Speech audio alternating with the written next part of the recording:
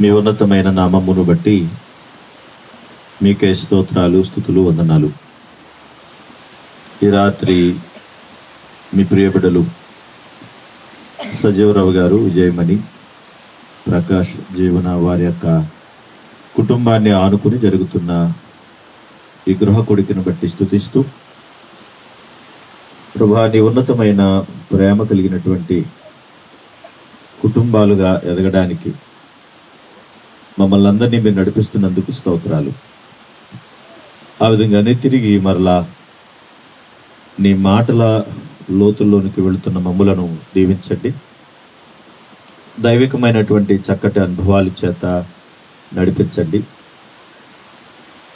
యెహోషువ, దావీదు వారి యొక్క కుటుంబాలను మీకు మహిమకరంగా కాపాడుకున్నట్టుగా మా కుటుంబాలు కాపాడుకోవడానికి దయ చూపించండి. ప్రభా, తిరిగి మరలా మీ మాటల కొరకు మేము వేచి ఉండగా మమ్మల్ని ఆశీర్వదించి మమ్మల్ని మీ స్వాధీనంలో తీసుకుని మీ పరిశుద్ధాత్మ సహాయం చేత మా అందరితో మీరు మాట్లాడండి. ఇప్పుడు వచ్చిన ప్రతి వారిని ప్రభా జ్ఞాపకం చేసుకోనండి. ఈ శబ్దయంత్రం ద్వారా వినపడుతున్న ప్రతి హృదయాన్ని మీరు తాకండి. మాకు దీవెనకరంగా, మీకు మహిమకరంగా నడిపించమని కోరుతూ క్రీస్తు యేసు అతి పరిశుద్ధ నామమున అడుగుచున్నాము తండ్రి, ఆమేన్. ఆమేన్. మంచిది. దైవికమైనటువంటి తలంపుల మధ్య ఒక సందర్భాలను తిరిగి మరలా మనందరం కలిసి జ్ఞాపకం చేసుకుందాం. మధ్య మధ్యలో ప్రశ్నలు వస్తూ ఉన్నప్పుడు కాస్త సమాధానాలు చెప్తూ ఉండాలి. చెప్తారా మాట్లాడరే? చెప్తారా? నోరు మూసుకుని అలాగే ఉంటారా? మాట్లాడండి. ఇందాక సహోదరి అందరికీ వందనాలని చెప్పింది. వందనాలు చెప్పారు మీరు? ఎక్కడ చెప్పారు? ఎవడు కనపడింది? ఎవరైనా చెప్పినప్పుడు వెంటనే మనం ఏం చెప్పాలి? తిరిగి చెప్పాలి. అది సంస్కారం, మనం నేర్చుకోవాలి. అందరికి వందనాలు చెప్పారా? సరే. దేవుని యొక్క కృపను బట్టి దేవుడు ఒక మంచి జీవితాన్ని మన అందరికీ ఇచ్చాడు. ఎంత మంచి జీవితం అంటే, భూమి మీద ఉన్న సకల జీవరాశులకు లేనటువంటి గొప్ప భాగ్యాన్ని మనకిచ్చాడు. జీవరాశులన్నీ చక్కగా వాటి బ్రతుకునవి బ్రతుకుతూ ఉంటాయి. కానీ వాటికి మనకున్నటువంటి తేడా ఏంటి? ఏముంది తేడా? అన్నిటిలోనూ కూడా ఇంచుమించు అంతా కూడా మనిషి, జీవరాశులు చాలా వరకు కంపేర్ చేసుకుంటూ ఒకలాగా కనిపిస్తూ ఉంటాయి. కానీ సకల జీవరాశులు కూడా మనలాగా మాట్లాడలేవు. మాట్లాడతాయా? పోనీ అలాగని వాటికి ఏమన్నా నోరు లేదా అంటే నోరుంది, కానీ మనలాగా అవి మాట్లాడలేవు. కష్టం వచ్చినా, బాధ వచ్చినా, సంతోషం వచ్చినా మనం వ్యక్తం చేయగలుగుతాం. ఆనందంగా ఉన్నాం అనుకోండి, అందరితోనూ పంచుకుంటామా? ఆనందాన్ని పంచుకోమా? ఈరోజు నాకు ఇంత ఆనందంగా ఉంది, ఒక మంచి డ్రెస్ వేసుకున్నాను, చాలా ఆనందంగా ఉన్నాను నేను అని మనకున్న ఆ ఆనందాన్ని అందరితోనూ పంచుకుంటాం. అలాగే మనకి ఏదైనా కష్టం వచ్చినా కూడా, నేను ఈ బాధలో ఉన్నాను, ఈ దుఃఖంలో ఉన్నాను, కనీసం నా కోసం ప్రార్థన చేయండి అన్నీ అందరి కొరకు మనం ఏం చేస్తామంటే దాన్ని కూడా పంచుకుంటాం. పంచుకోవడానికి అలా అవకాశం ఎలా వచ్చిందంటే, దేవుడు మనకిచ్చినటువంటి మాట్లాడేటువంటి గుణం. ఒకవేళ అదే మనకి లేకపోతే, ఇంకా జంతువులకి మనకి పెద్ద తేడా ఏమీ లేదు. అవి కూడా మాట్లాడతాయి, కానీ వాటి భాష వాటికి తప్ప ఇంకెవరికి తెలియదు.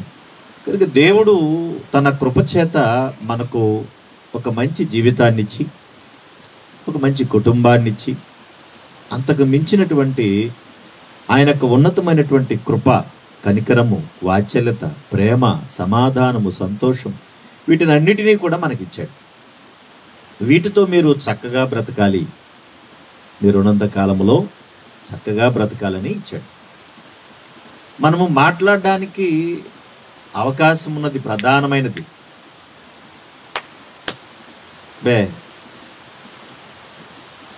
మనం మాట్లాడడానికి ప్రధానమైనది.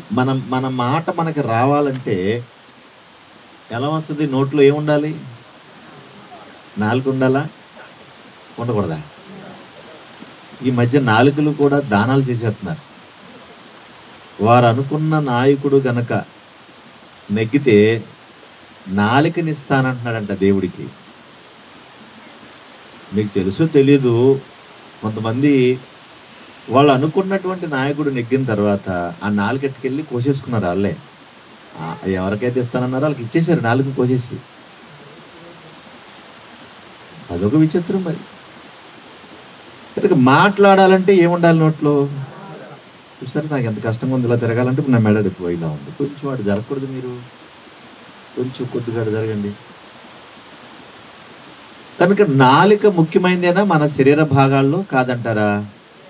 చాలా ముఖ్యమైనది. చాలా మందికి నోట్లో నాలుక ఉంది కానీ వారు మనలాగా మాట్లాడలేరు. వాళ్ళని ఏమంటామంటే మోగవారు అని మనం వాళ్ళని పిలుస్తాం కదా, మోగవారు అని పిలుస్తాం. పాపం వాళ్ళు ఎంత బాధపడుతూ ఉంటారు కదా. బాధపడతారా? బాధపడరా? అందరూ గలగల గలగల మాట్లాడేస్తూ ఉంటే మోగవారుగా ఉన్నటువంటి వారు పాపం ఏమీ మాట్లాడలేక సైకిల్ చేస్తూ ఉంటారు, పుస్తకాల మీద రాస్తూ ఉంటారు. వారు పాపం ఏమీ చెప్పలేనటువంటి పరిస్థితి. వారికి నోరు ఉంది, నాలుక ఉంది, కానీ వారు మాట్లాడినటువంటి స్థితిని బట్టి వాళ్ళు చాలా దుఃఖంతో అప్పుడప్పుడు వేదన కూడా పడతా ఉంటారు. మనకు ఉన్నటువంటి పరిస్థితుల మధ్య మనకు ఆ పరిస్థితి లేదు కదా. అందుకని దేవుడు పరిశుద్ధ గ్రంథంలో నాలుకను గురించి కూడా చాలా విషయాలు దేవుడు రాశాడు. అర్థం చేసుకోవాలి మీరు. ఎందుకని రాశాడు అంటే మనకున్న పరిస్థితుల మధ్య నాలుక చాలా అవసరమని దేవుడు రాయించి మనకిచ్చి, ఆ నాలుకతో ఎలాంటి పరిస్థితులు ఉంటున్నాయి, ఏ విధమైనటువంటి మాటలు మాట్లాడుతున్నాం, ఎలాంటి నాలుకలు కలిగి ఉన్నాం అనే విషయాలను కూడా పరిశుద్ధ గ్రంథంలో దేవుడు చాలా రాయించాడు. ఒక మాట మనిషిని చంపుతుంది, ఒక మాట మనిషిని వేధిస్తుంది, అదే ఒక మాట మనిషిని బ్రతికించగలదు కదా. దెబ్బలు పడతాయి.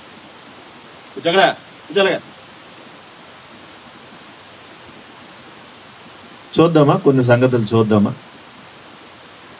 చూద్దామా నాలుకను గురించి? ఇక్కడ ఇంతమంది ఉన్నారు కదా, ఒక్కొక్కరికి ఒక్కొక్క నాలుక ఉంది కదా.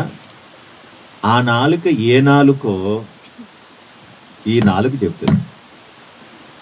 మనం టెస్ట్ చేసుకున్నాం. ఒక నాలుక కనపడగానే ఇది నా నాలుకే, ఇది నాదే, ఈ నాలుక నాదే అనే భావం మన లోపలికి రావాలి. వస్తుందా?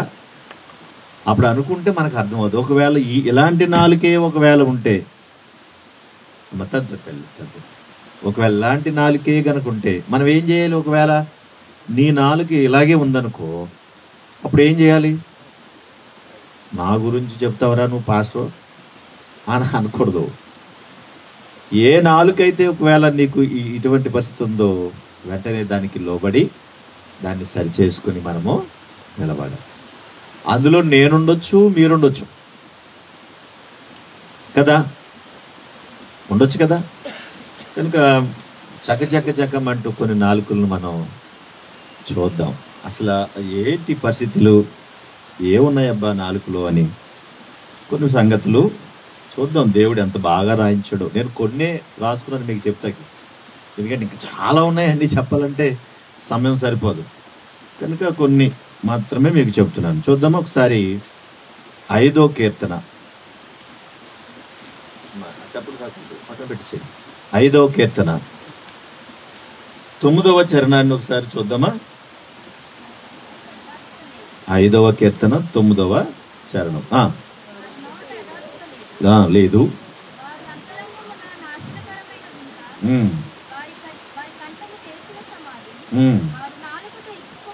వారు నాలుకతో ఇచ్చకములాడుదురు అన్న. ఇచ్చకములాడే నాలుక ఇది.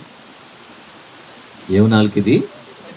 ఇచ్చకములాడే నాలుక. అంటే ఇచ్చకములు అంటే అబద్ధాలాడుతూ ఎదుటి మనిషిని పొగుడుతున్నట్టే ఉండి అబద్ధాలతో మోసం చేస్తూ ఉంటారు. ఆ పైన రాయబడిన మాట, వారి కంఠము తెరిచిన సమాధి అంటే తెరిచిన సమాధి ఎలా ఉంటుంది తెలుసా మీకు? సమాధిలో ఏముంటుంది? ఇప్పుడు సమాధి అంటే తెలుసా?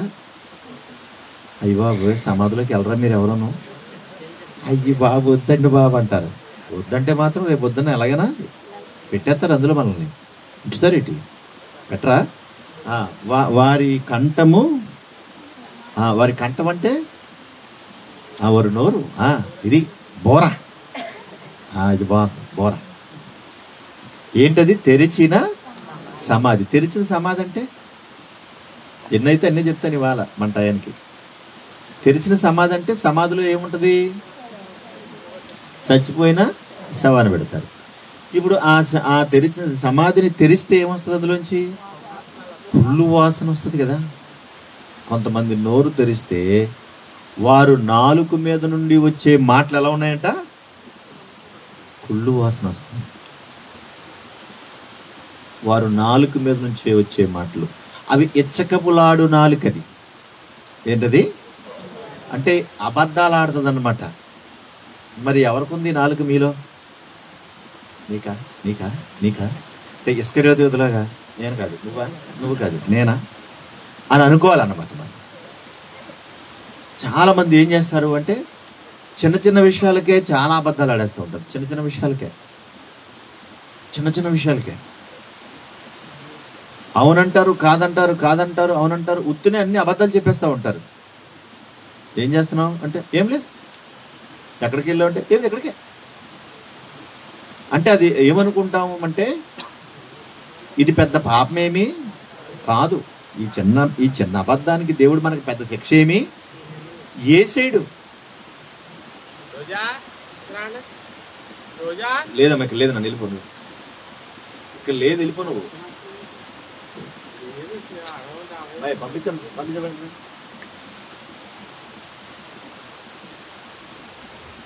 చిన్న చిన్న విషయాలకు అబద్ధాలు ఆడేసి ఇది తప్పు కాదు, ఇది అసలు పాపమే కాదు అనుకుని బతికేస్తారు. ఇది ఏమి నాలుక? ఇచ్చకములాడు. ఎంతమందికి ఉంది మీరా? మరి చెప్తారు మరి ఎవరన్నా చెప్తారు అలాగ అడిగితే. కాబట్టి ఇప్పుడు మనం ఏం చేయాలి? మనం స్వపరీక్ష చేసుకోవాలి. ఈ నాలుక ఒకవేళ నా నాలుకేమో అనుకుని మనం ఏం చేయాలి? మనమే పరీక్ష చేసుకుని ఒకవేళ ఇలాంటి నాలుగు ఒకవేళ మనకుంటే ఏం చేయాలి? మనం సరిదిద్దుకోవాలి కదా. రైట్. రెండవ నాలుగు కూడా చూద్దాం ఒకసారి. చూడండి 10వ కీర్తన 7వ చరణం. 10వ కీర్తన 7వ చరణం చదువు తల్లి. వారు నోరు శాపముతో, కపటముతో, వంచనతో నిండి ఉన్నది. వారి నాలుక కింద చేటును, పాపమును ఉన్నవి. చేటును తెచ్చే నాలుక ఇది. దేవ నాలుక చేటును తెచ్చేదంట. చేటు అంటే ఏంటో తెలుసా? పైన రాయబడింది శాపముతో, కపటముతో, వంచనతో ఉంది. చేటు అంటే ప్రమాదకరమైంది, ప్రమాదం తెచ్చిపెడుతుంది. ఈ నాలుక పని ఏంటంటే ఎంతసేపు కూడా వంచనతో నిండి ఉంటుంది. మంచి మాట రాదు. ఇది అతి ప్రమాదకరమైనటువంటి నాలుక. ఇది కూడా ఇప్పుడు చెప్పేవన్నీ ప్రమాదకరమైనవే. అబద్ధం కన్నా ప్రమాదకరమైన నాలుక ఇది. చేటును తెచ్చేటువంటి ఈ నాలుక శాపంతో, కపటంతో, వంచనతో ఉంటుందట. మరలా జ్ఞాపకం చేస్తున్నాను, ఈ నాలుకలన్నీ పైకి చాలా ప్రేమతో ఉంటాయి, చాలా ప్రేమతో ఉంటాయి. తేనె పూసిన కత్తి అంటారు కదా. పైకి ఏం కనబడద్ది? అవి చెప్పండి అమ్మా. పైన తేనె రాసేసారనుకోండి, లోపల కత్తి కనపడద్దా? కనపడదు. పైన తేనె చూసి మనం ఏమనుకుంటాం? చాలా బాగుంది అనుకుంటాం. అడవిలో ఉన్నప్పుడు ద్రవపు ఎలుగుబంట్లను ఉంటాయి, తెలుసు మీకు? ఎడారులో ఉంటాయి. అక్కడ ఉన్నటువంటి ద్రవపు ఎలుగుబంటి అంటే మంచు కొండలో తిరుగుతాయి. ఇవి మంచు కొండలో తిరిగేటప్పుడు ఏమవుతుందనంటే ఆ ద్రవపు ఎలుగుబంట్లు మంచి తెల్లగా అందంగా ఉంటాయి. వాటికి ఆహారం కావాలని చెప్పేసి వాళ్ళు ఏం చేస్తారంటే ఒక కత్తికి ఎర్రటి రక్తాన్ని రాసి దానికి ఎర్ర పెట్టి ఆ మధ్య మధ్యలో పెడతాడట వేటగాడు. అది వచ్చి ఏం చేస్తుందంటే దాన్ని తింటా ఉంటుంటే లోపల ఉన్న కత్తి దానికి కనబడక అది దాని నాలుకకు తెగిపోయి రక్తం కారుతూ ఉంటే అదేమనుకుంటుందంటే ఈ చేపకున్న రక్తాన్ని లేకపోతే ఈ ఎర్రకున్న రక్తాన్ని నేను తింటున్నానని అది అనుకుంటుంది. దాని రక్తమే దాని మీద పడతా ఉంటుంది, దాని రక్తమే అది తింటూ ఉంటుంది. అలాగ తిని చచ్చిపోద్ది, పడిపోద్ది రక్తం అంతా పోయి. దాంతో వాడు వచ్చి దీన్ని పట్టుకుని పోతాడు. చూసారా, లోపలున్న ఎర్ర కనపడకుండా వంచనతో కపటముతో శాపముతో ఉండి చేటును తెచ్చే నాలుకంటిది. ఎంత ప్రమాదమో చూడండి. ఇది ప్రమాదమైనా మంచిదంటారా? ఇంకొకటి కూడా చూద్దాం చూడండి. 50వ కీర్తన 19వ చరణం చదువమ్మా. కీడు చేయవలని నువ్వు నోరు తెరిచి ఉన్నావు, నీ నాలుక కపటము కల్పించుచున్నది అన్నాడు. కీడును కలిగించే నాలుక ఇది. కీడన్న విషయం తెలియకుండానే కీడు కల్పిస్తుంది అనమాట. కీడు చేస్తున్నట్టు కూడా మనకు తెలియదు. ఇది చాలా విచిత్రమైన నాలుక. అంటే నీకు కీడు కలిగించడానికి నిన్ను అన్ని విధాలుగా పొగుడుతూ ఉంటుంది అన్నమాట. నీకు కీడు చేస్తున్న సంగతి నీకు తెలియదు. నీ దగ్గరకు వచ్చి చాలా సొంతంగా చక్కగా హ్యాపీగా చెప్తూ ఉంటే నీకేమనిపిస్తుంది? అబ్బా అక్క ఎంత మంచిదో కదా అనిపిస్తుందా? ఎంత మంచిదో అంటే అమాయకురాలు పాపం, అసలు ఏమీ తెలీదు. ఆ మాటలు చూస్తుంటే పాపం ఎంత కష్టపడిపోతుందో పాపం అనుకుంటాం. ఇంతకీ నిన్ను తినేయడానికి, నిన్ను మింగేయడానికి ఇదంతా చేస్తుందన్న సంగతి నీకు కూడా తెలియదు. నువ్వు పెద్ద అమాయక చక్రవర్తిరాలువి నువ్వు. కాబట్టి ఆ తీపి మాటలకి పడిపోయి నువ్వేమైపోతావు అంటే కీడులో నువ్వే ఇరుక్కుంటున్నావు అన్న సంగతి నీకు తెలియకుండానే నిన్ను కీడులో ఇరికించేస్తూ ఉంటుంది. అవును, లేకుండా కీడులో ఇరుక్కుంటున్నావని కూడా తెలియదు, కానీ కీడులో నువ్వు ఇరుక్కుపోతావు. అది కపటము కల్పిస్తుంది అన్నాడు. కపటము కల్పించేటువంటి భయంకరమైన నాలుక. ఈ నాలుకలన్నీ ఎవరికున్నాయి? మాట్లాడలేదు. ఎవరికున్నాయండి? మీ గేదెలుగా, మీ కోళ్ళుకా? మరి ఎవరికున్నాయి? మాట్లాడరికి చెప్పరు. మీరు ఎందుకు చెప్తారు? ఎవరికున్నాయండి? మీరు కొంచుకునే గొర్రెలుకా? కోళ్ళు పందారు వేసి చంపేశారు కదా ఇప్పుడు దాకా. ఆటికుందా? ఆటికి లేదు. మరి ఎవరికి ఉంది ఈ నాలుకలన్నీ అంటే? మనకే. ఎంత ప్రమాదంలో ఉన్నామని కూడా మనకి తెలియదు.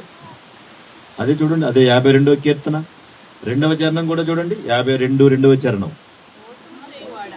మోసము చేయువాడా, వాడిగల మంగళ కత్తి వలె నీ నాలుక నాశనము చేసే నాలుక. ఒకేలా ఉంటాయి పదాలు, కానీ ఒకటి కాదండి. నాశనము చేసే నాలుక. అప్పుడు ఇంతకుముందు మీకు చెప్పినట్టుగా తీయటి పదాలు ఉపయోగిస్తూ నిన్ను నాశనానికి పంపించడానికి సిద్ధపడుతున్నది. మీరు నిజం చెప్పండి, మీరు మిమ్మల్ని పొగిడితే ఇష్టపడతారా, గద్దిస్తే ఇష్టపడతారా? చెప్పండి మరి. గద్దిస్తే ఏమంటారు? నన్నే అంటారు. ఎంత పని చేసినా సరే ఏదోటి అంటారు నన్ను. అయ్యి బాబోయ్, పులి గాంభీరం వచ్చేస్తుంది. అప్పుడు ఎవరైనా వచ్చి తీయగా 4 మాటలు మాట్లాడికి ఆ మాటలకు పడిపోయి మీ జీవితం అంతా నువ్వు పాడు చేసుకుంటావు. అంటే గద్దింపు చాలా గొప్పది అని దేవుడు రాయించాడు. గద్దింపు మంచిది. మరి కీడు చేసే దాంట్లో పడిపోతే మనం ప్రమాదంలో ఉంటామా ఉండమా చెప్పాలి. ప్రమాదంలో ఉండమా? ఎంత ప్రమాదంలో పడిపోతాం. తర్వాత అడుగుతాను నన్ను లస్ట్ అంతా, మళ్ళీ మీరు చెప్పాలి నాకు. ఏం చెప్పుకున్నాం ఇప్పుడు? నాశనము చేసే నాలుక. అబ్బా, ఇంకొక నాలుగు కూడా చూద్దాం. 64వ కీర్తన 64వ కీర్తన 3వ చరణం.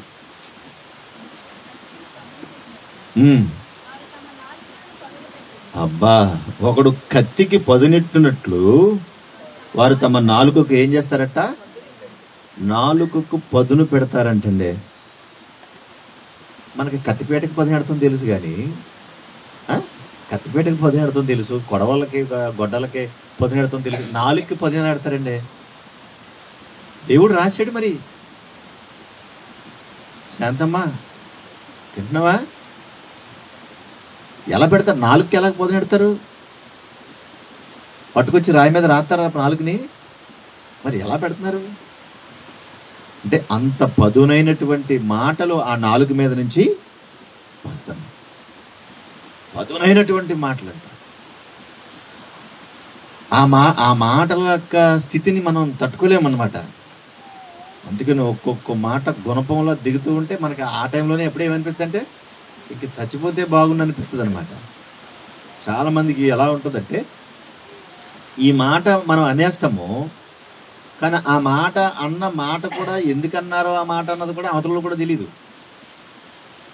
ఒక మంచి మాట ఎవరికి తొందరగా అర్థం కాదు, కానీ చెడ్డ మాట బాగా అర్థమవుతుంది. అదేమిటి విచిత్రమో.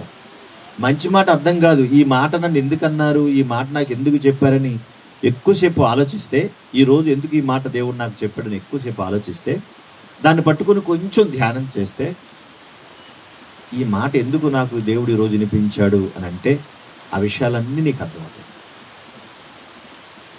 అలా కాకుండా రోషంతో నువ్వు దాన్ని తీసుకున్నావు అనుకో, అది నీకు వ్యతిరేకంగానే అర్థమవుతుంది. అంతేకాకుండా ఈ నాలుగులన్నీ ఎక్కడి నుంచి వస్తాయో తెలుసా? ఎవడ సప్లై చేస్తాడు వీటిని? ఎవరనుకుంటున్నారు? మేనమామ.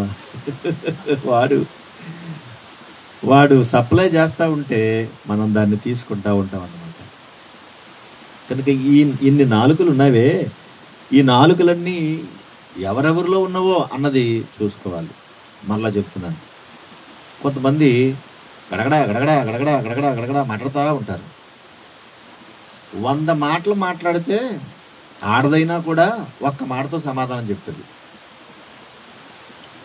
వాళ్ళ బిగ్ స్పిరిట్ కాదంటారా? పోనీ చెప్పండి.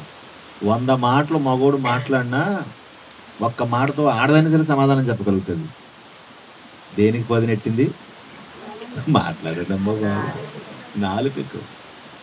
మా అమ్మమ్మ అనేది పంప నాగరత్నం, రే పెద్దోడా, మగోడికి మూతి మీద మీసం ఉంటే నాకు మా చేతిలో ఉందిరా అని. ఎవరనుకుంటున్నారు? మా అమ్మ మా చేతిలో ఉందంట. అందరినీ గడగలు ఆడిచేసేది మా అమ్మమ్మ. నిజంగా అందరినీ గడగలు ఆడిచేసేది. అందరికీ భయమే. చూసారా? అంటే ఎంతమంది ఎన్ని రకాలుగా మాట్లాడుకున్న నాలుకకు బాగా పదినెట్టింది, ఒక్క మాటతో సమాధానం చెప్పగలుగుతుంది. ఈ నాలుగు ఎంతమందికి ఉందో మరి, నీకు కూడా ఉందా? ఎలా అంటున్నారు? ఎలా అంటున్నారు? ఏమో మరి, మీకే తెలియాలి. ఇంకోటి కూడా చూద్దాం. చూడండి, 140వ కీర్తన. 140వ కీర్తన 140వ కీర్తన 3వ చరణం. అమ్మా చదువుతాను. పాము నాలుక వలె వారు తమ నాలుకలు వాడి చేయుదురు, వారి పెదవుల కింద సర్ప విషమున్నది అంటున్నాడు. ఈ ఏం నాలుక ఇది? పాము నాలుక. నాలుకని చాపి ఎలా ఉత్తిరే అంటే మనం దగ్గరికి వెళ్ళే వరకు ఏమైపోతా? ఒక కాటేస్తుంది, మనం ఏమైపోతా? చచ్చిపోతాం. ఇది విషంతో కూడినది. ఇది పాము నాలుక, దాన్ని పెదవుల కింద ఏముందంటున్నాడు? సర్ప విషం ఉన్నది. అంటే చాలా ప్రమాదకరమైంది అని. చూసారా? ఇప్పుడు చెప్పినటువంటి నాలుగులన్నీ చకచక లిస్టు చెప్పాను నాకు. మొట్టమొదటిది ఏంటి? హెచ్చకములాడే నాలుక, తర్వాత చేటును కలిగించే నాలుక, తర్వాత కీడు తెచ్చే నాలుక, తర్వాత నాశనం చేసే నాలుక, ఆ తర్వాత కత్తి లాంటి పదునైనటువంటి నాలుక, పాము నాలుక, ఆ తర్వాత 12-18 సామెతల గ్రంథం 12-18 సామెతల గ్రంథం 12-18. చూడండి. అబ్బా, ఏంటంట? కత్తిపోటు వంటి మాటలు పలుకువారు కలరు. చాలా కత్తిపోటు వంటి మాటలు అంటే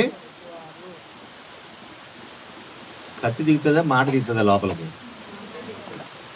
మీకు విషయం చెప్పిన, కత్తిపోటు తిన్నవాడు కూడా బతుకుతాడు, కానీ మాట గుచ్చుకున్నవాడు బతకడం కష్టం.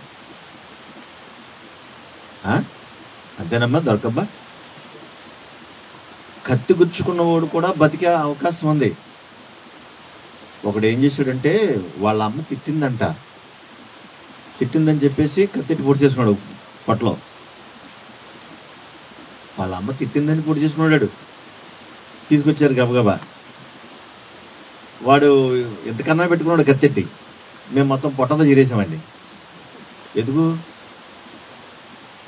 కత్తెళ్ళే చోటు చిన్నగానే ఉంటుంది, కానీ అది లోపల ఎన్నటిని డ్యామేజ్ చేసిందో తెలీదు. ఎందుకంటే అవయవాలు తెపాలలాగా బిందుల్లాగా ఉంటాయా? ముట్టుకుంటే ఏమవుతాయి? పేగులు సున్నితంగా ఉంటాయి, వెంటనే ఏమైపోతాయి? తెగిపోతాయి. దానికోసం అంతా చేయాల్సి వచ్చింది. దేవుని దేవాలు బతికాడు. కానీ గుణపం లాంటి కత్తి లాంటి మాట లోపల హృదయంలో పడితే ఆ మనిషి జీవితాంతం కూడా తీసుకుని చచ్చిపోతాడు. కత్తిపోటి వంటి మాటలు పలుకువారు కలరట్టాడు. ఇది కత్తిపోటి వంటి మాటలు. నాలుక అలాంటి నాలుకది. కనుక ఈ విషయాలన్నీ కూడా దృష్టిలో పెట్టుకుని దేవుడు ఒక ఉన్నతమైనటువంటి జీవితాన్ని మనకిస్తే, మీరు నా కొరకు బ్రతకండి, నా కొరకు జీవించండి, నా పని చేయండి అని దేవుడు ఇంత చక్కగా మనందరినీ ఒక మంచి నిర్మాణం చేసి, మనకు ఆహారం పెట్టి, ఆరోగ్యం ఇచ్చి, శరీరాన్ని ధరింపచేసి, ఈ భూమి మీద ఈ జీవితంలో మీరు చక్కగా బ్రతకండి అని మనకిస్తే, ఇలాంటి మాటలన్నీ కూడా పలుకుతూ ఇతరులను కూర్చున్నటువంటి ఆ జీవితాలన్నీ కూడా తగలబెడుతూ ఉంటే, పాడు చేస్తూ ఉంటే అనేక కుటుంబాలు కూలబడతాయా పడవా? చెప్పండి. దేవుడు కుటుంబాలని కట్టమన్నాడా, తగలట్టమన్నాడా? కుటుంబాలను ఏం చేయాలి? కట్టబడాలి. దేవుడు ఏ మాట అయితే ఇచ్చాడో ఆ మాట చేత మనం కట్టబడాలి, అభివృద్ధి పొందాలి. ఇది కదా దేవుడు కోరుకున్నాడు. కానీ మన స్థితి అంతా కూడా ఏమైపోయింది? మనం ఎక్కడికి వెళ్ళిపోయాం? ఎలా మారిపోయాం? మనకున్న ఈ స్థితిని అంతటిని మార్చేసుకుని మన యొక్క అవయవాలలో ఉన్నటువంటి నాలుకను కూడా ఉపయోగించకుండా ఎలా దాన్ని తయారు చేసామని మనం చదివినటువంటి లేఖన భాగాన్ని చదువుకుంటే, యాకోబు పత్రిక 3వ అధ్యాయంలో చూడండి. ఇప్పుడు 6వ వచనం, యాకోబు పత్రిక 3:6. నాలుక అగ్నియే. ఒక్క మాటతో దాన్ని పోల్చి మాట్లాడుతున్నాడు యాకోబు గారు. నాలుక అగ్నియే అన్నాడు. అగ్నితో పోల్చాడు దాన్ని, అగ్నితో పోల్చాడు. అంటే అది ఎంత ప్రమాదకరమైందని చెబుతున్నాడు.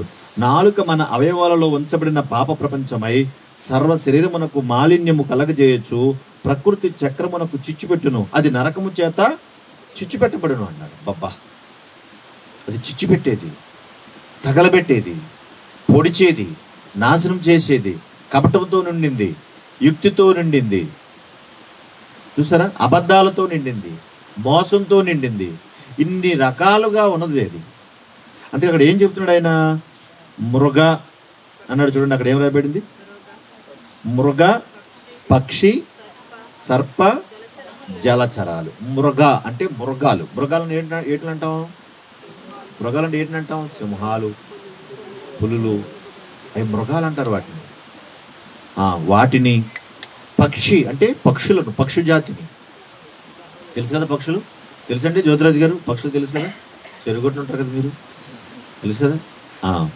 ఆ తర్వాత సర్పాలు అన్నాడు. ఇవి కూడా వస్తాయి చెరుగొట్టుకి కదా. సర్పాలు అంటే పెద్ద పెద్ద పాములు. మృగాలు, సర్పాలు, పక్షులు. ఆ తర్వాత జలచరములు. జలచరాలంటే నీటిలో ఉండేటువంటివి. వీటి అన్నిటినీ ప్రతి జాతియు నరజాతి చేత సాధుకాజాలునంటే, ఇప్పుడు చెప్పబడినటువంటి వాటి అన్నిటినీ కూడా మనుషుడు ఏం చేస్తాడంటే కంట్రోల్ చేస్తాడంట మనిషి. సింహాలను కూడా మేకలను తోలుకెళ్ళినట్టు తోలుకెళ్ళే వాళ్ళు ఉన్నారంటారా? లేదు. మేకలే అంటారా? నిజం. గొర్రెల్ని ఎలాగ తోలుకెళ్ళిపోతున్నారు మనోళ్ళు, గొర్రెలు తోలుకెళ్ళినట్టు పుల్లు కూడా తోలుకెళ్ళిపోతున్నారు. అంటే ఏంటి? వాటిని కూడా మనిషి ఏం చేశాడు? కంట్రోల్ చేశాడు. పాములను మెడలో వేసుకుని ఆడిస్తున్నారు, పక్షుల్ని బోన్లో పెట్టి బంధిస్తున్నారు. ఆ సముద్ర జీవుల మధ్యలో, ఆ జలచరాల మధ్యలో కూడా చక్కగా ఆటలాడుకుంటూ తిరుగుతూ హ్యాపీగా తిరుగుతారు. అంటే ఏంటన్నమాట? వాటన్నిటినీ కూడా మనిషి ఏం చేశాడంటే కంట్రోల్ తెచ్చేసుకున్నాడు, కంట్రోల్ తెచ్చేసాడు. చూడండి, రొయ్యపిల్ల అలాగా తేలుతుందా, ములుగుతుందా, అది నల్లగుందా తెల్లగుందా, ఏ టప్పులో ఏ మందు వేయాలి, ఏం చేస్తాడు? రొయ్యను ఏం చేశాడు? నువ్వు చెప్పినట్టు అన్నాడు, అంతేదే. మరి ఉంటుంది కదా అది. అంటే అన్ని జీవరాశులని కూడా మనిషి ఏం చేశాడు? కంట్రోల్ తెచ్చుకున్నాడు. కానీ అన్నాడు, చూడండి, కానీ అన్నాడు, సాధు ఆయను గాని ఏ నరుడును నాలుకను సాధు చేయనేరడు. దేన్నంట? అన్నిటినీ కంట్రోల్ చేస్తున్న మనిషి దేన్ని కంట్రోల్ చేయలేకపోతున్నాడు? నాలుకను కంట్రోల్ చేయలేకపోతాడంట. ఏం పాపం? అది పైగా ఎంత ఉంది నాలుక? అమ్మాయి ఎంత ఉంది? అది కత్తిపేట ఎంత ఉందా? మరి ఎంత ఉంది? యాపిల్కాయ ఎంత ఉందా? పోనీ అది ఎంత ఉంది? ఆ మహా అయితే చాలా చిన్నది. విచిత్రం ఏంటో తెలుసా? జబ్బు చేసినా ఆ నాలుగునే టెస్ట్ చేస్తాం ముందు. నువ్వు నాలుగు చూపించు అంటాను. వాళ్ళకి ఏం పని ఉండదు, అత్తమాట 4 సాపు అంటాను. ఆ నాలుగే చెప్తుంది నీకు జబ్బు ఉందో లేదో.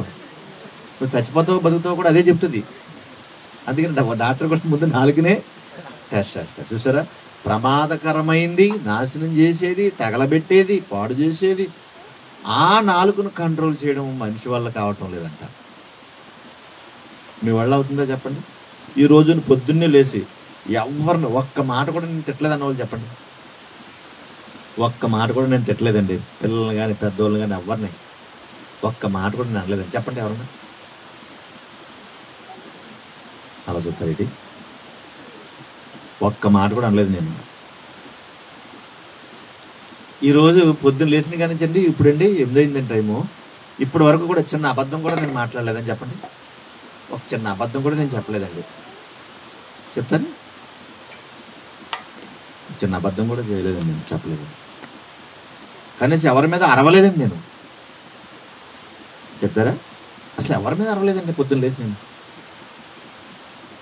ఇంత అబద్ధం కూడా మాట్లాడలేదండి, ఇంత తిట్టు కూడా తిట్టలేదండి, ఇంత బూతు కూడా మాట్లాడలేదండి నేను. చెప్పండి చూద్దాం. అంటే దేన్ని కంట్రోల్ చేయలేకపోతున్నాం? నాలుగు. చూసారు ఎంత ప్రమాదమో? గేదేమంటది, ఆవేమంటది, గొర్రెమంటది, ఏమన్నా తిడుతుంది మనల్ని? మాట్లాడరమ్మా, ఏమన్నా తిడుతుందా? ఏమందో. నువ్వు ఏదైనా పెడితే తింటది, ఆకలిస్తే ఆరుతుంది, ఏమన్నా తిన్న తర్వాత మళ్ళా పడుకొని శుభ్రంగా నెవరేస్తూ ఉంటుంది, పాలిస్తూ ఉంటుంది, అంతే. ఇంకా అసలు ఏమీ చేయదు. కానీ మనం తెగ తింటున్నావే, పందిలాగా తింటున్నావే, పాలు వింటే నువ్వా ఇటు దాన్ని కూడా తిడతాం. తిడతలేదు? దాన్ని కూడా తిడతాం కదా. ఉలవంతా తినేసేవేంటి? ఉలవలని తినేసేవేంటి మొత్తానికి? ఈ ఉలవలన్నీ ఎక్కడ పెట్టుకుంటున్నావే నువ్వా? పాలవకుండానా అంటున్నావా లేదా? ఎంత అన్యాయం చూసారా? అందుకే అన్నిటినీ కంట్రోల్ చేస్తున్న మనిషి దేన్ని కంట్రోల్ చేయలేకపోతున్నాడంట? మీరిద్దరు వింటున్నారా, ఆడుకుంటున్నారా? అన్నిటినీ కంట్రోల్ చేస్తున్న మనిషి దేన్ని కంట్రోల్ చేయలేకపోతున్నాడు? నాలుకను కంట్రోల్ చేయలేకపోతున్నాడు. భలే విచిత్రంగా. మరి ఇది మంచిదేనా? చెప్పరమ్మా, ఇది మంచిదేనా? అది మరణకరమైన విషముతో నిండినది, అది నిరర్గళమైన దుష్టత్వమే అన్నాడు.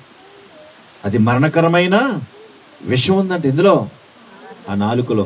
అది సర్వ ప్రపంచానికి చిచ్చు పెట్టేస్తుంది. చాలా ప్రమాదకరమైంది, అసలు మంచిది కాదు అది. అది చాలా ప్రమాదకరమైంది అంటున్నాడు. మరి ఈ నాలుకను కంట్రోల్ చేయాలంటే ఎలా కంట్రోల్ చేయాలి? అక్కడ అట్లా చూడండి. దీనితోనే తండ్రిని ప్రభువును స్తుతింతము, దీనితోనే దేవుని పోలిక పుట్టిన మనుషులను శపింతము, దీనితోనే ఆశీర్వాదము, దీనితోనే శాపవచనము. అప్పుడే చెప్తాం, గాడ్ బ్లెస్ యూ, దేవుడు నిన్ను 100 ఏళ్ళు చల్లగా వర్ధిల్లాలి, కాపాడాలి అంటది. అంతలోనే ఏమైనా చేసింది అనుకోండి, అంటే ఏమంటాం? ఏం పోయేకాలమే నీక, ఇప్పుడే కదా నూరేళ్ళు బతకమన్నావు, అంతలోనే మళ్ళీ పోయే కాలం అంటావే. ఇప్పుడైనా నూరేళ్ళు అన్నావు, 100 ఏళ్ళు బతికన్నావు, మళ్ళీ అంతలోనే పోయే కాలం అన్నావు ఏంటి? అంటే అప్పుడే దీవెన, అప్పుడే శాపం. ఎవరు మాట్లాడుతున్నారు? గేదా చెప్పండి అమ్మ బాబా. మన చుట్టూ ఉన్నాయి అయ్యే కదా, అందుకని అవి చెప్తున్నాను అంతే. మరి మీకు అర్థం అవ్వాలని. యేసుక్రీస్తు వారి చుట్టూ అక్కడ గొర్రెలు ఉండేవి కాబట్టి గొర్రెల గురించి చెప్పేవారు ఆయన. మరి మన చుట్టూరు గొర్రెలు, మేకలు, గేదెలు, అందుకని అవి పోలికతో చెప్తున్నాను. ఇప్పుడు మీరు ఆలోచించండి, ఆ నోటితోనే శాపనార్థాలు పెడతాను, ఆ నోటితోనే దేవుని వచనాలు పెడతాను, ఆ నోటితోనే దేవుణ్ణి ఏం చేస్తున్నామంట? స్తుతిస్తున్నాం అంటున్నాడు. ఇది ఎంత అన్యాయము. అక్కడ మాట్లాడుతున్నమాట, నీటి బుగ్గలో ఒక జల నుండి తీయని నీరు, చేదు నీరు వస్తుందా? ఒకే జల్లోంచి తీయ నీరు, చేదు నీరు వస్తుందా? అయితే తీయ నీరనా రావాలి, లేదంటే చేదు నీరునా రావాలి. ఒకే జల్లోంచి రెండు రావు కదా. ఆ తర్వాత అక్కడ మాట్లాడుతున్నమాట, నా సహోదరులరా, అంజూరపు చెట్టును ఒలివ పండ్లు కానీ, ద్రాక్ష చెట్టును కానీ అంజూర పండ్లు కాస్తాయా? ఉప్పు నీళ్ళు, తీయ నీళ్ళు వస్తాయా? జాన్ చెట్టు యాపిల్ కాయలు కాస్తుందా? కాయలు కదా. విన్నారా లేదా? కనుక ఈ స్థితి అంతా ఎలా కలుగుతుంది అంటే నాలుగు అన్నిటిని తగలబెట్టేస్తుంది. మరి ఇప్పుడు ఏం చేద్దాం? నాలుగుని కోసేద్దామా? మాట్లాడండి బాబా. కోసేద్దామా, కట్ చేసేద్దామా? ఈ నాలుగు నాకు చేటు తెచ్చి పెడుతుంది కనుక ఈ నాలుగు ఉండడానికి వీల్లేదు అని కోసేద్దామా? బాబా మా మా మా మా మా మా మా మా మా మా అనాలి. ఉన్న నాలుక లేక, నాలుగున్న మాట రాక చాలా మంది బిడ్డలు దుఃఖంతో ఏడుస్తున్నారు. ప్రభా నాకు నాలుగుంది, నోరుంది కానీ నోరారా నిన్ను నేను స్తుతించలేకపోతున్నానని వాళ్ళు ఏడుస్తున్నారు. నీకేమైంది మరి? ఉన్న నాలుగును నువ్వు పాడు చేసుకునేది కాకుండా దాన్ని కట్ చేసుకుంటే బాగుండునని చెప్పి చేతులారా దాన్ని పాడు చేసుకుంటున్నావు, కానీ ఇచ్చిన నోటిని, నాలుగును ఉపయోగకరంగా చేసుకోవట్లేదు. ఎంత ప్రమాదం చూసారా? ఇప్పుడు మనం ఆలోచిద్దాం, ఎలాంటి నాలుగు ఉంటే దేవుడికి ఇష్టం అవుతుంది. ఏ నాలుగు ఉండడం వల్ల ఎంత ప్రమాదాన్ని తెచ్చుకున్నామో మనకు అర్థమైంది కదా. ఇప్పుడు ఎలాంటి నాలుగు ఉంటే దేవుడు ఇష్టపడతాడు, ఏ నాలుక ఎలాంటి నాలుగుతో మాట్లాడితే ఏ విధంగా ఉంటే దేవుడికి ఇష్టమవుతుంది, ఆ విషయాలు కూడా జ్ఞాపకం చేసుకుందాం. ఒక చిన్న మాట మీకు గుర్తు చేస్తాను. మోషే గారిని దేవుడు పిలిచినప్పుడు మోషే ఏమన్నాడు? అయ్యా దేవా, నువ్వు నన్ను కోరుకున్నావు కానీ ప్రభువా నా పరిస్థితి బాగోలేదు నాయన అన్నాడు కదా. నిర్గమకాండము 4వ అధ్యాయం, నిర్గమకాండము 4వ అధ్యాయం 10వ వచన భాగం చూడండి.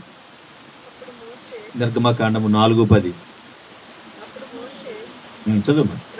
ప్రభువా, ఇంతకు మునుపైనను నీవు నీ దాసునితో మాటలాడినప్పటి నుండి అయినను నేను మాట నేర్పరిని కాను, నేను నోటి మాంద్యము, నాలుక మాంద్యము గలవాడునని యెహోవాతో చెప్పాను. ప్రభువా, నువ్వు నన్ను పిలిచినప్పటి నుంచి, నువ్వు నన్ను చూసినప్పటి నుంచి కూడా నాకు నాలుక మాంద్యం, నోటి మాంద్యం ఉంది ప్రభువా, నత్తుంది ప్రభువా, నాకు మాట రాదు ప్రభువా, నా నాలుగు సరిగ్గా పనిచేయదు ప్రభువా, నోట్లో సరిగ్గా మాటలు రావు ప్రభువా అని మోషే గారు అంటే దేవుడు ఏమన్నాడు?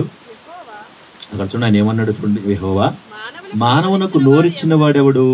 మోగవారినే గాని, చెవిటి వారినే గాని, దృష్టి గల వారినే గాని, గుడ్డిగానే గాని పుట్టించింది ఎవడు? యెహోవాని నేనే కదా. కాబట్టి నువ్వు వెళ్ళుము, నేను నీ నోటికి తోడయ్యుండి నీవు ఏమి పలకవలసినది నీకు బోధించదను. ఇప్పుడు మీరు ఆలోచించాలి. మోషే గారు అన్నాడు, అయ్య బాబు నా నాలుగు బాగాలేదు నాయన, నా నాలుగు బాగాలేదు ప్రభువా, నన్ను వెళ్ళమంటున్నావు ప్రభువా అంటే దేవుడు ఏమన్నాడు? నోటినిచ్చింది ఎవరు? నాలుకనిచ్చింది ఎవరు? నేనే కదా. మాట్లాడే స్థితిని కూడా కలిగించింది ఎవరు? నేనే కదా. అంటే దాని అర్థం ఏంటి?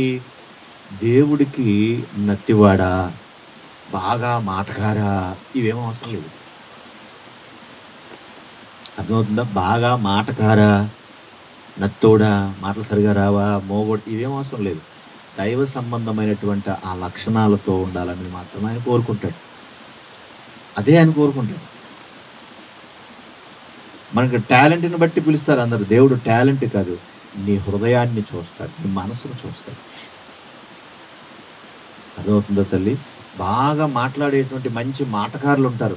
ఎదుటి వారిని మాట్లాడనివ్వకుండా మాట్లాడే మాటకారులు ఉన్నారు. ఎదుటివారిని అసలు మాట అనవరు, ఆడోళ్ళు మగోళ్ళు కూడా. దేవుడు అలాంటి వాళ్ళని కోరుకుంటలేదు. ఈయన బాగా మాట్లాడతాడండి, బాగా బాగా మాట్లాడేవాడు అసలు అవసరం లేదు ఆయనకి. ఆయన కొరకు బ్రతికేవాడు కావాలి. ఆయన అర్థం చేసుకునే మంచి మనసున్నోడు కావాలి. బాగా మాట్లాడడం ఎవరు పిలుస్తారు? లోకం పిలుస్తుంది. మీరు ఎప్పుడైనా చూడండి, పెద్ద పెద్ద వేదికల దగ్గర ఎవరు పడితే వాళ్ళ నుంచే బెటరు. ఈ రాజకీయ నాయకులు వాళ్ళు కూడా ఎవరు పడితే వాళ్ళ నుంచే బెటరు. బాగా మాట్లాడే వాళ్ళని, డబ్బా కొట్టే వాళ్ళని, బాగా పొగిడే వాళ్ళని పిలుస్తారు. వాళ్ళకి ఏం కావాలి? పొగుడుతులు కావాలి. నువ్వు వీరుడివి, నువ్వు సూర్యుడివి, నువ్వు అలాంటోడు ఎలాంటోడు అంటే ఓ నేను బాగా పొగుడుతున్నాడు, బాగా మాట్లాడుతున్నాడు, ఈయనకి ఇచ్చేయండి మైక్ అంటారు అంతే. దేవుడు అంటాడు నువ్వు నాకు అవసరం లేదు, నువ్వు నాకు అవసరం లేదు, నువ్వు నాకు అవసరం లేదు. ఎందుకంటే నీ నాలుక సరైన రీతిలో లేదు. నువ్వు నాకు అవసరం లేదు ప్రభా, నేను నత్తోని ప్రభా, నువ్వు నాకు కావాలి మోషే, నువ్వు నాకు కావాలి. అర్థం చేసుకోండి. చూద్దాం ఇప్పుడు కొన్ని సంగతులు. 35వ కీర్తన 35వ కీర్తన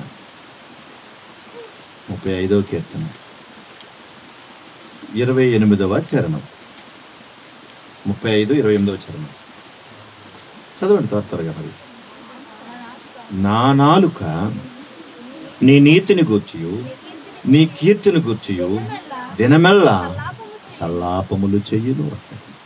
ఈ నాలుగు ఏంటో తెలుసా? నీతిని కీర్తిని దినమెల్లా దేవుణ్ణి స్తుతించేటువంటి నాలుకది.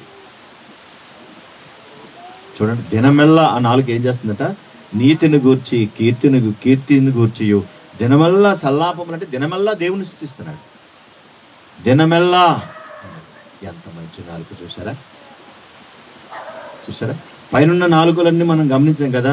ఒకటైనా దేవుని స్తుతించేటట్టు ఉందా? అది ఆ నాలుక లేదు కదా.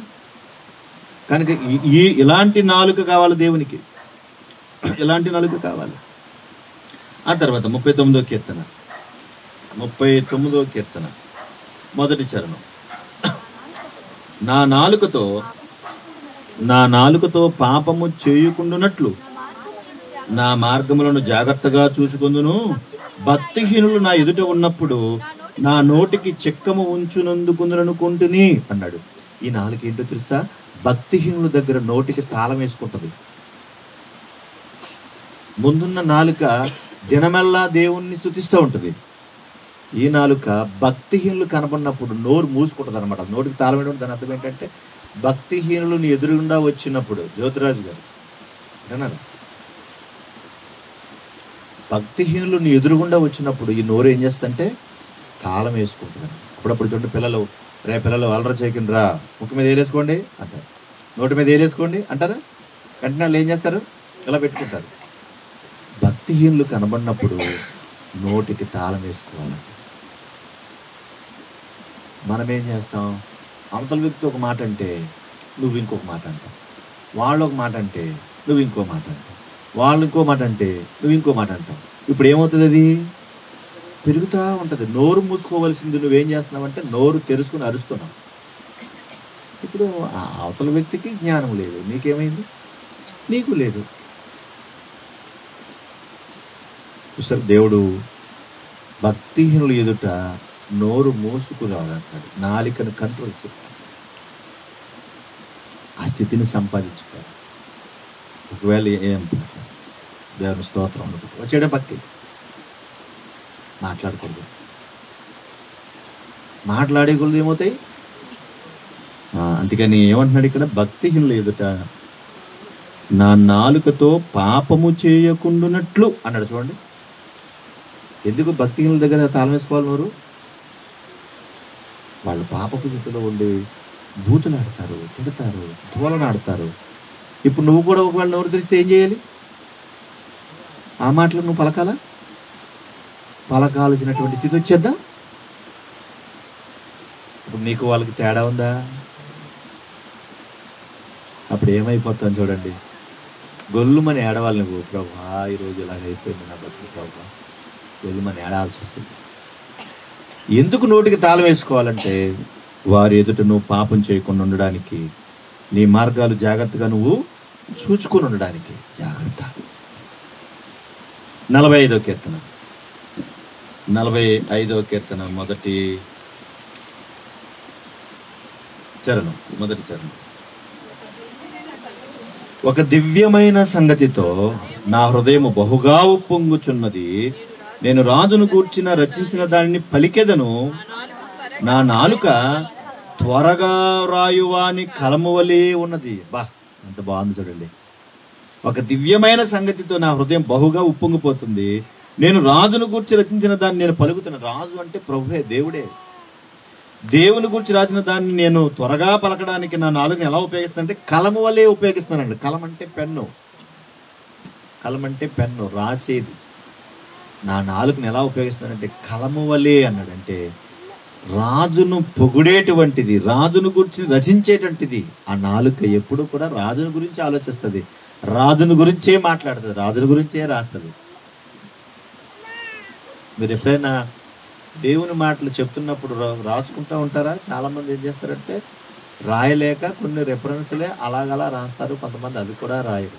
మన సున్నని కూడా చెప్పినట్టు గుర్తున్నట్టు. అసలు దేవుడు మాట్లాడుతూ ఉంటే, దేవుని మాటలు వింటూ ఉంటుంటే అవన్నీ కూడా నిక్షిప్తమైపోయి పెట్టేసుకుంటూ ఉండాలి. ఈరోజు ఈ మాట వచ్చింది నాకు, ఈ మాట అది బుర్రలో తిరుగుతూ ఉండాలి చక్కగా. దాన్ని బట్టి కలము వలే అన్నాడంటే పెన్నుతో మనం బుక్ మీద ఎలా రాస్తున్నామో మన నాలుకతో వచ్చేటువంటి ఆ మాటలన్నీ కూడా బుర్రలో పెట్టేసుకోవాలన్నమాట. ప్రభు అన్నాడు హృదయం నిండిన దానిని బట్టి. అంటే హృదయం లోపల ఉంటే ఎక్కడి నుంచి వస్తాయి ఆ మాటలన్నీ?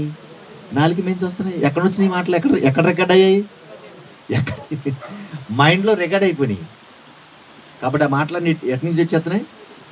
నాలుగు నుంచి వచ్చేస్తున్నాయి. బా కలము వలె నేను ఉపయోగిస్తున్నాను. ఈ నాలుకను దేవుడు ఇష్టపడతాడు. ఇలాంటి నాలుకలను దేవుడు ఇష్టపడతాడు. ఇటువంటి దేవుడు ఇష్టపడతా ఉంటాడు. ఎంత మంచి మాటలండి. భక్తిహీనులు ఎదుట తాళం వేసుకో, పాపం చేయకుండా ఉండడానికి. అందుకే నేను గట్టిగా ఎవరన్నా నర్సరీ అనుకుంటాను. సరే నాకు వందనాలు,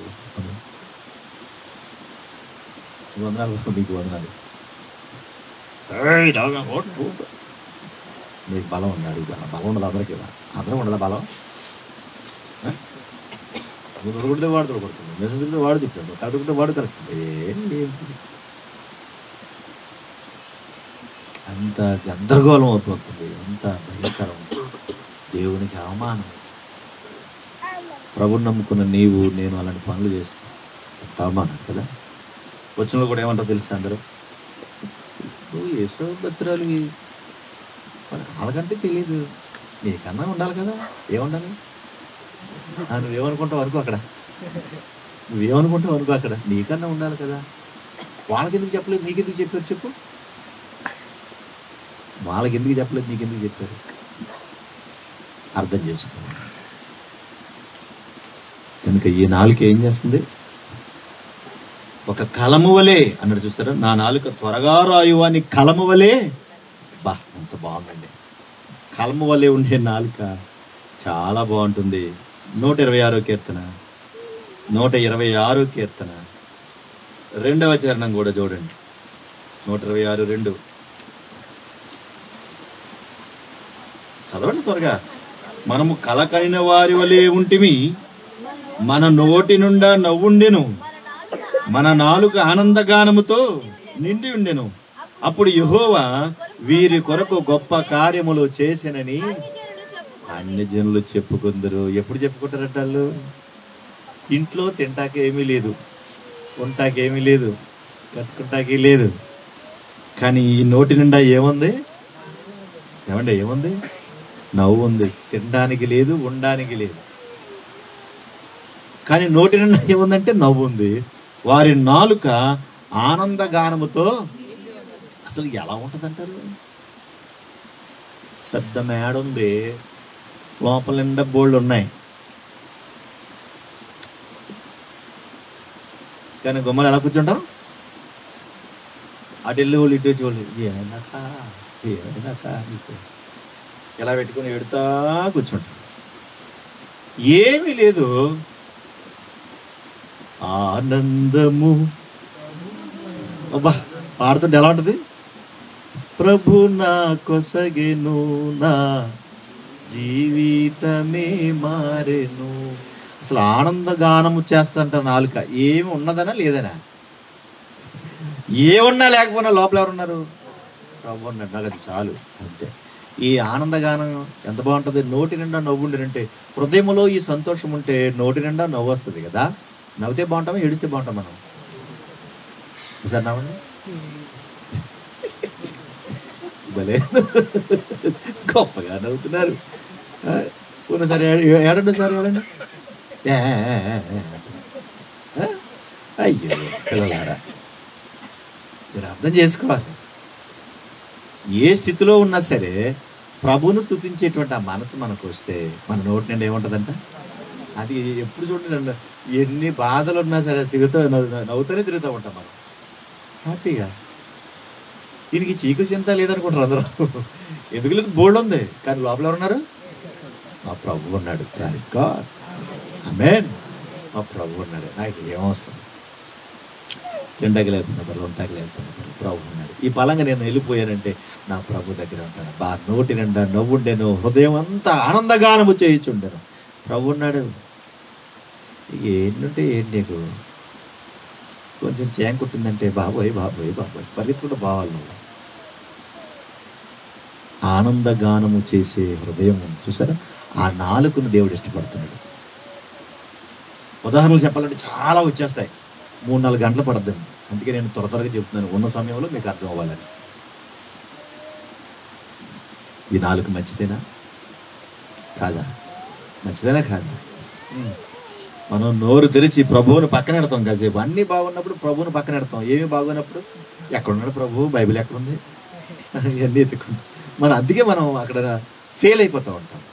మనం ఫెయిల్ అయిపోవడానికి కారణం ఏంటంటే అన్నీ బాగున్నప్పుడు ఏం చేస్తాం, బైబిల్ పక్క వెళ్తుంది, మనం పక్క వెళ్తాము.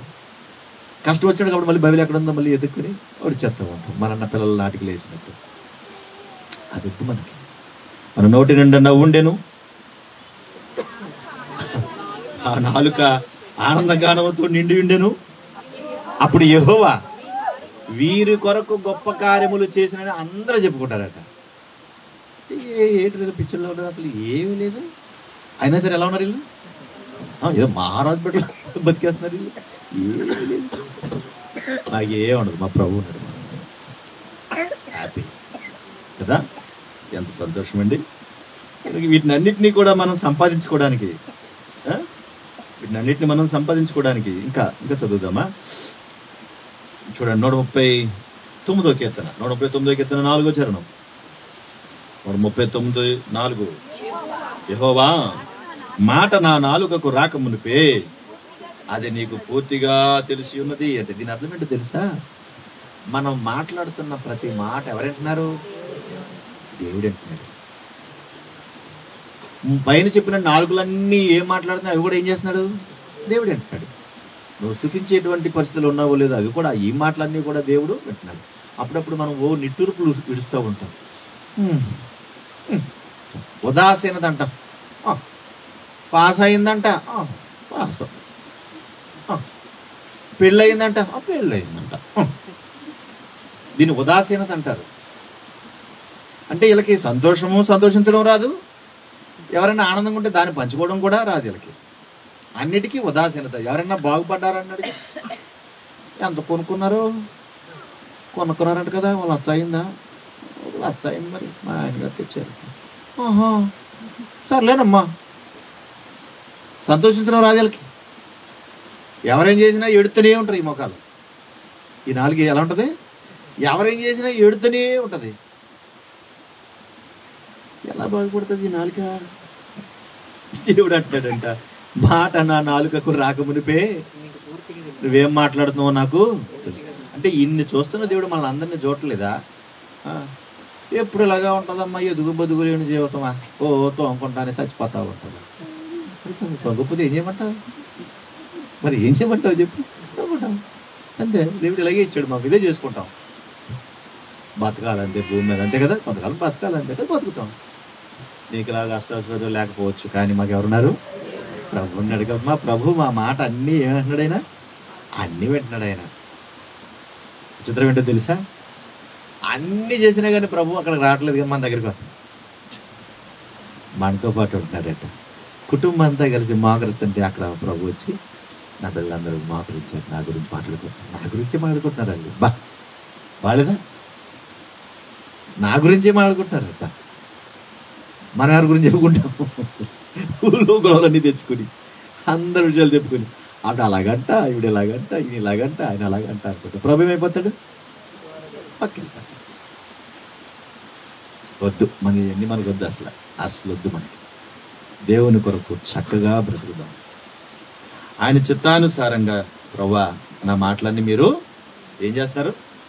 విన్నారా లేదా?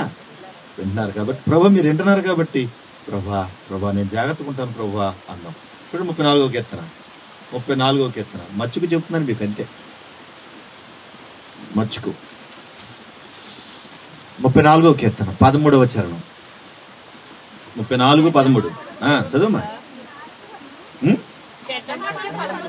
చెడ్డ మాటలు పలకకుండా నీ నాలుకను, కపటమైన మాటలు పలకకుండా నీ పెదవులను కాచుకొను అన్నాడు. కాచుకో అన్నాడు. చూసారా, ఆయనకి ఇష్టమైన నాలుకది. చెడ్డ మాటలు పలకకుండా ఏం చేయమంటున్నాడు? నాలుకను. కపటమైన మాటలు పలకకుండా పెదాలని కాచుకో అంటాడు. ఏదైనా ఒకవేళ పొరపాటున వస్తుంది అనగానే అమ్మో ఇది దేవునికి ఇష్టమైంది కాదు, ఇది దేవునిగా, ఈ మాట దేవునికి నచ్చదు, అమ్మో మాట మాట్లాడకూడదు ప్రభా, తొందరగా వచ్చింది ప్రభా, మాట్లాడేసాను ప్రభా, క్షమించు ప్రభా. ఆయనకి ఇష్టపడతాడు. అన్నది కాకుండా మళ్ళీ రివర్స్లో మళ్ళీ దెబ్బలాడుతూ గదమాయిస్తూ ఎదుటివారిని ఇంకా మళ్ళీ మాటలతో దాడి చేస్తాడు. దాన్ని దేవుడు క్షమించడు. అన్యాయంగా మాట్లాడే మాటలు దేవుడు అంగీకరించడు. ఉత్తిని అంతలోనే అవునంటారు, అంతలోనే కాదంటారు చాలామంది. అప్పుడే అంటారు, అప్పుడే మాట్లాడతారు. ఈ మాట ఎవరిదన్నాడు ప్రభు? అవునంటే కాదని, కాదంటే అవుననే మాట ఎవరిది? దుష్టుడైన అపవాది. అది దుష్టు నుండి పుట్టిందన్నాడు ప్రభు. అప్పుడే అంటారు, ఏంటమ్మా ఎలాగన్నావంటే, నేను ఎప్పుడు అన్నాను? నేను నాకేం తెలియదు, నేను అనలేదండి. మీకు ఎలా కనబడిందో ఏంటో, అసలు గదమాయించేస్తారు మనల్ని. అసలు మనం వాళ్ళ మాట వినలేము. అసలు మనం అమ్మ నాయనే అన్నానమ్మా, నేనే బాబు, నేనే అన్నానమ్మా, నాదే తప్పమ్మా. తప్పు మాట్లాడింది కాకుండా మళ్ళీ తప్పు అని కూడా ఒప్పుకోరు. ఇది దుష్టుని సంబంధులు అన్నాడు దేవుడు. దుష్టుని సంబంధులు, పాపపు స్థితిని తెచ్చుకునేటువంటి మనుషులు. అందుకని ప్రభు అంటున్నాడు కాచుకునే వాళ్ళని ఇష్టపడతాడంట ఆయన. నోటిని ఏం చేయమంటున్నాడు? కాచుకో అంటున్నాడు. మరి మళ్ళీ చెప్తున్నాను మీకు, మరి ఏ నాలుగు ఉందో మీకు తెలియాలి. మీకు ఏ నాలుగు ఉంది అంటే ఎవరు చెప్పాడు? చెప్తారా? చెప్పరు. కాబట్టి ఒకవేళ ఈ నాలుక నీకుందో లేదో, ఈ నాలుక నీకుందో లేదో మనం చెక్ చేసుకోవాలి. ఎందుకంటే ఎవరు మాట్లాడుతున్నారు? దేవుడే కదా. కాబట్టి ఒకవేళ ఈ నాలుగు నాకుంటే అమ్మో ఇది ప్రమాదకరమైంది కదా, మార్చుకుందాం దాన్ని. ఏమైంది ఇప్పుడు? దాన్ని మార్చుకుందాం. కాబట్టి దాన్ని ఏం చేయాలంటాడు? కాచుకో అంటున్నాడు కదా. సామెతల గ్రంథం 15వ అధ్యాయం, సామెతల గ్రంథం 15వ అధ్యాయం, సామెతల గ్రంథం 15వ అధ్యాయం 4వ వచనం కూడా చూడండి. 4వ వచనం, సాత్వికమైన నాలుక, అబ్బా చూడండి ఎంత బాగుందో. సాత్వికమైన నాలుక జీవవృక్షం అంటండి. సాత్వికమైన నాలుక జీవవృక్షం అంటాడు. అంటే ఏంటన్నమాట? మోషేని గురించి ప్రభు ఏమన్నాడు? ఆ ఇల్లంతటిలో నమ్మకమైన వాడు భూమి మీద మిక్కిలి సాత్వికుడు అంటాడు. బా, మరి మిక్కిలి సాత్వికుడు కాబట్టి ఎంతమందిని తోలికెళ్ళాడు? కాల్బలం 6 లక్షల మంది, కాల్బలము 6 లక్షల మంది. కానీ మిగతా జనాభా చూస్తే 20 లక్షల మంది పై ఉన్నటువంటి వారిని నడిపించుకెళ్ళాడండి మహానుభావుడు. చూసారా, సాత్వికమైన నాలుక అంటే ఎలా ఉంటుంది? ఇది ఏమంటున్నా సరే ప్రభానికి స్తోత్రం నాయన అందుకు తట్టుకుని నిలబడగలుగుతుంది, ప్రేమతో మాట్లాడగలుగుతుంది, హెచ్చరించగలుగుతుంది, బుద్ధి చెప్పగలుగుతుంది, సమాధానం ఇవ్వగలుగుతుంది ఈ నాలుక. ఇంకో మాట చెప్తాను మీకే, ఒకసారి చూడండి. 18వ అధ్యాయం 21 చూడండి. సామెతలు 18:21. జీవమరణములు నాలుక వశం అన్నాడు. చూడండి, జీవమరణములు నాలుక వశం అంటే ఏంటనమాట? నువ్వు జీవించాలన్నా, నువ్వు చచ్చిపోవాలన్నా ఎవరి వశంలో ఉందంటున్నాడు? అంటే నిన్ను నరకానికి పంపాలన్నా, పరలోకానికి నడిపించాలన్నా ఎవరి వశంలోకి వచ్చేసింది అన్నాడు? నాలుక అన్నాడు. చూసారా, హృదయము నిండి ఉన్నదాన్ని బట్టి నోరు మాట్లాడుతుంది అన్నాడు. అంటే హృదయంలో దేవుని యొక్క ప్రేమ ఉంటే నీకు నోట్లోంచి ఏమొస్తాయి? చక్కగా నాలుగు మించి మంచి విషయాలు వస్తాయి. కాబట్టి పరలోకానికి వెళ్ళాలన్నా, నరకానికి వెళ్ళాలన్నా ఎవరు తీసుకెళ్ళిపోతారంట? నీ నాలుకే, నాది కాదు, నీ నాలుకే. మీ నాలుక అంటారా? పాపం నోట్లో నాలుగు లేదండి, ఆ మాయకుడు అని పొమ్మ అనొచ్చండి మీరు. నోట్లో నాలుగు లేదని నువ్వు అనుకుంటున్నావు అయితే, నోరు తెరిస్తే ఎన్ని వస్తాయి ఎవరికే తెలదు. పాపం ఆ మాయకుడు అండి బాబు, ఆ మాయకురాలండి పాపం, అసలు ఏం తెల్లండి అంటారు. ఇంటికి వెళ్ళి చూడు ఎన్ని వస్తాయో బయటికి. ఈ పుట్ట ఏం చేస్తారంటే నోట్లో అమాయకుడు పాపం, ఏం లేనాడండి పాపం, అమాయకురాలు అంటారు. చూసారా, మెదలకుండా ఏం చేస్తారంటే సెల్ ఫోన్ రికార్డింగ్ ఆన్ చేసుకుని వాళ్ళతో మాట్లాడండి కాసేపు. మొత్తం అన్నీ రికార్డ్ అయిపోతాయి. వాళ్ళు ఎన్ని మాటలు మాట్లాడతారో, ఏం మాటలు మాట్లాడతారో వస్తాయి బయటికి. నిజంగా ఆలోచించండి. జీవ మరణములు నాలుక వశం అన్నాడు దేవుడు. అందుకనే నాలుగు దగ్గర జాగ్రత్త. సాత్వికమైన నాలుక ఏమవుతుంది? జీవవృక్షం అంటే డబ్బా. జీవవృక్షం అంటే తెలుసా? జీవవృక్షం ఎక్కడ ఉంది ఇప్పుడు తెలుసా? చెప్పాను ఒకసారి మీకు. జీవవృక్షం ఎక్కడ ఉంది ఇప్పుడు? పరలోకంలో ఉంది, భూమి మీద లేదు. దేవుడు తీసాడు. అంటే జీవవృక్షము అంటే నిత్యము జీవించేది సాత్వికమైన నాలుక. 25:15 సామెతల గ్రంథం 25:15 చదవండి త్వరగా. దీర్ఘశాంతము చేత న్యాయాధిపతిని ఒప్పించవచ్చును, సాత్వికమైన నాలుక ఎముకలను నలగగొట్టును. ఎలా నలగొడద్దంట? సాత్వికమైన నాలుక ఏం చేస్తాడు? ఎముకలను నలగొడుతుందా? ఎలాగబా? ఎలా నలగొడుతుంది? ఆ పై మాటలోనే చెప్పేశాడు అన్నమాట. ఏమన్నా అక్కడ? దీర్ఘశాంతము చేత న్యాయాధిపతిని ఒప్పించవచ్చునంటే సాత్వికమైన మనసుతో ఏం చేస్తాం అన్నమాట? అతని ఎముకలను కూడా ఒప్పించేటువంటి పరిస్థితి వచ్చేసింది. అంతే. నువ్వు మాట్లాడే ఆ మంచి మాటను బట్టి అవతల వ్యక్తి ఎలాంటి సరే ఏమైపోవాలి? కరిగిపోవాలి.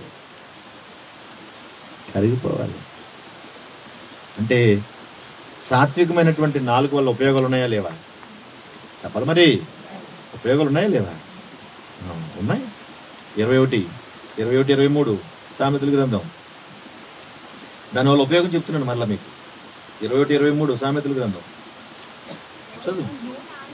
నోటిని నాలుకను భద్రము చేసుకున్నవాడు శ్రమల నుండి తన ప్రాణమును కాపాడుకుంటాడు. నోటిని నాలుకను కాపాడుకుంటే శ్రమల నుండి కాపాడుకుంటాడంట. ఎలా కాపాడుకుంటూ వచ్చింది తెలిసింది ఇప్పుడు.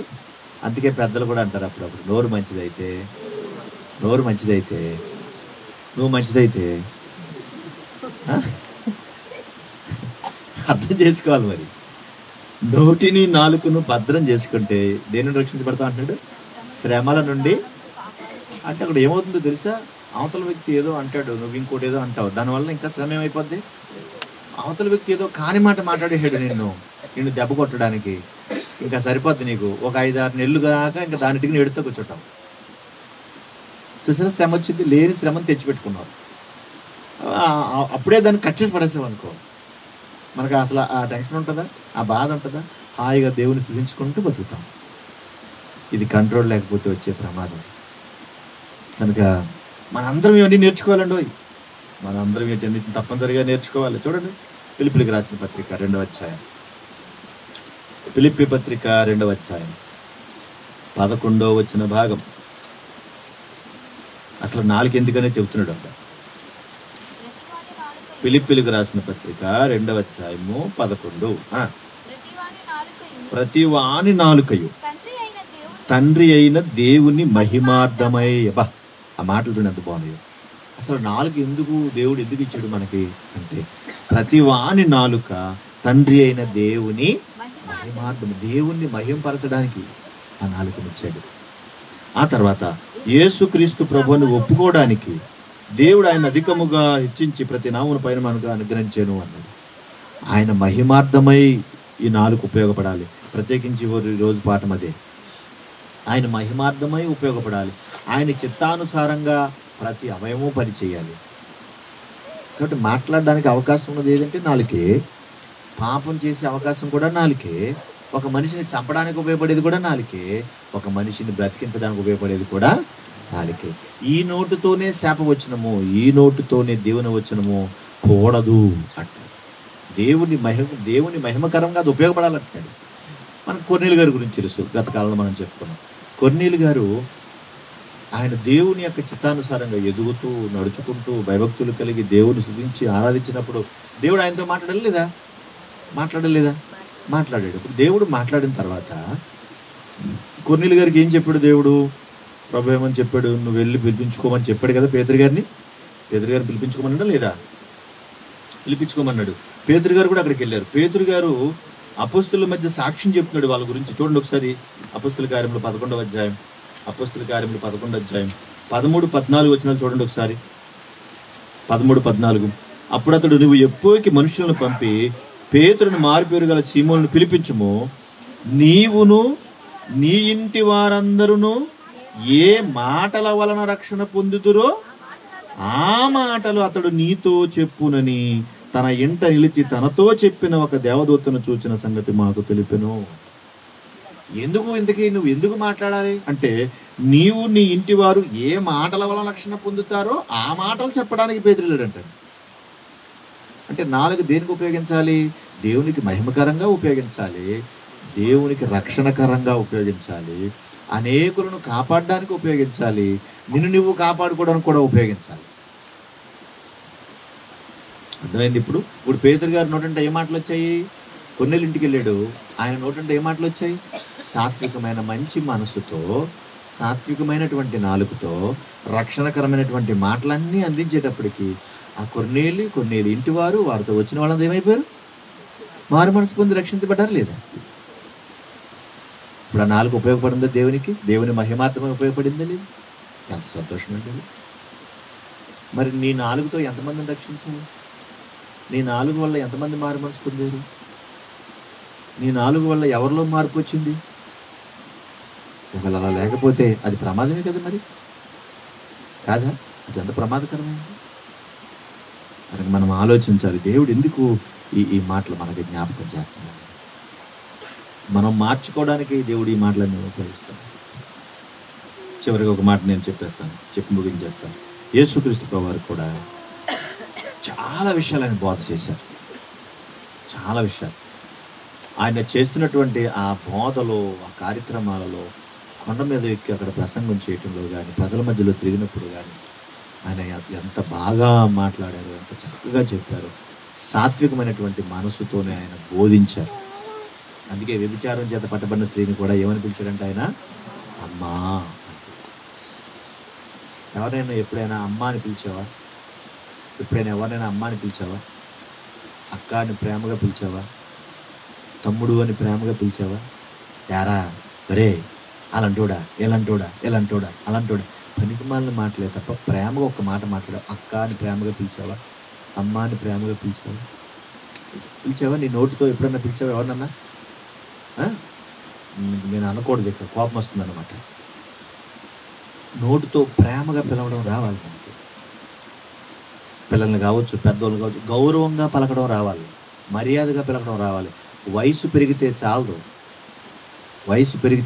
వయసుకు తగ్గట్టుగా మాట్లాడాలి. ఎదుటివారు ఎలాంటి వాళ్ళైనా సరే వాళ్ళని ప్రేమగా పిలవడం రావాలి. నీకన్నా వయసులో చిన్నవాళ్ళైతే అక్కని, తమ్ముడని, చెల్లిని చక్కగా పిలువు. వయసు పెరిగినా సరే పిలవడం రాకపోతే నిన్నేమనుకుంటారో తెలుసా? ఎదురుగుండా నిన్ను పొగుడతారేమో తప్ప వెనకాల నిన్ను తిడతారు, నీకు తెలియదు భవిష్యం. కనుక నువ్వు ఆలోచించి అర్థం చేసుకో. దైవికమైనటువంటి మంచి మనస్సుతో మాట్లాడడానికి ఇష్టపడు. ప్రభు ఎవరినైనా సరే ఏమన్నాడు? అమ్మా, నిన్నెవరూ శిక్షించలేదమ్మా, నిన్నెవరూ ఏమనలేదమ్మా. అంత మంచి మాట అండి, అంత మంచి మాట.